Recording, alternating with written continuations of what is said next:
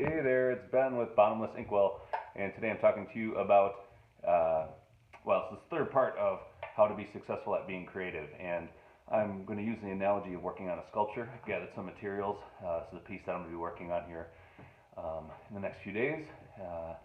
And here's the old muffin tin. This is going to be the body, part of the tail actually, of a dragonfly that I'm working on. I'll show those pieces there in a second. But actually, I don't know if you can see me there. That works good. I'm using the analogy of, doing some other endeavor besides making a sculpture, and how that interplays, looking at the two different things. For example, the metaphor that I'm going to use is if you're someone who's going to give a lecture, you would need details, to go over good facts and information, and you're allowed a certain amount of creativity, especially in the delivery, the language, the body language that you use, maybe the tone, that you use. So there's that. With art making, you can push and push and push. With a lecture, you probably can only push so much without really altering the facts of what you're trying to get across, unless maybe it's a lecture about being creative. Then you can probably do all sorts of things with it. But that's one way to compare these things.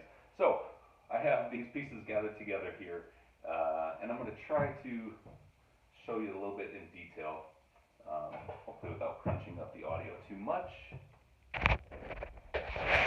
So I have pieces gathered here.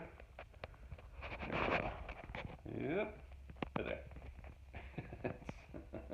So this is a part of a dragonfly, soon-to-be dragonfly. We've got this old muffin tin. Will be part of the tail. I'm using this piece of tire for the body, just like the inner part. So this will wrap around there a little bit. I'm going to slice up some of these old license plates to make segments for the other part of the tail. This type, this is a great Wisconsin dragonfly called the ringed bog haunter, which is just an amazing name. And I find that inspiring. So, new names, new things that are inspiring to you, even the sounds of the words, those could be, that could be one way to succeed at being creative. And what else do I have here? I've got LEDs that I'm using. These will be in the eyes. Usually I've used globe LEDs, little solar power deals. This is like a string, and I'm going to stuff them into two glass eyes. Where is that? Here. The top here. So got an old pizza pan caught in here. I'll connect that there. Eyes will go there. I was going to use this for the body, this old stovepipe piece, but it's super rusty. Beautiful if you like rust.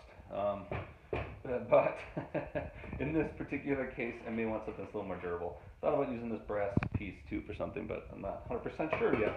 So I have all these pieces out here. They're laid out, and that's part of the inspiration is gathering the materials and then moving them around. And I've had a few configurations already of how I wanted this to be done, but I'm not 100% sure that they're going to stay that way. And so another way to be successful at being creative, of course, is to have those things laid out that you're going to deal with, whether they're details in a lecture, whether it's an adventure you're going on in a trip, whatever there's certain things that you want to accomplish. Get those pieces out there, look at them, and move them around, arrange them. Maybe keep some of them, maybe add some of them, maybe manipulate some of the pieces so that they fit the overall design of what you're going for. So I think that sums it up pretty good. It's been a few days since I made a video, so I'm enjoying doing this series. And forgive me if I've repeated it too many times, but again, this is part 3 of how to be successful at being creative. And I want to do one. I will follow this up. I promise. I'm making a promise that I will finish this. And we can continue, the main part of the process, making a sculpture or being creative, following through, really dedicating yourself. And that's a big part of being successful at anything, of course, but also in being creative. You can stretch these ideas and come up with all these wild entanglements of things that you want to do. But until you finish this, it's just a floating idea, floating around. But Uh, that being said, thanks for joining me today at Bottomless Inkwell. And if you haven't subscribed already, hit the subscribe button over there, or over there, it's over there. And thanks for joining me.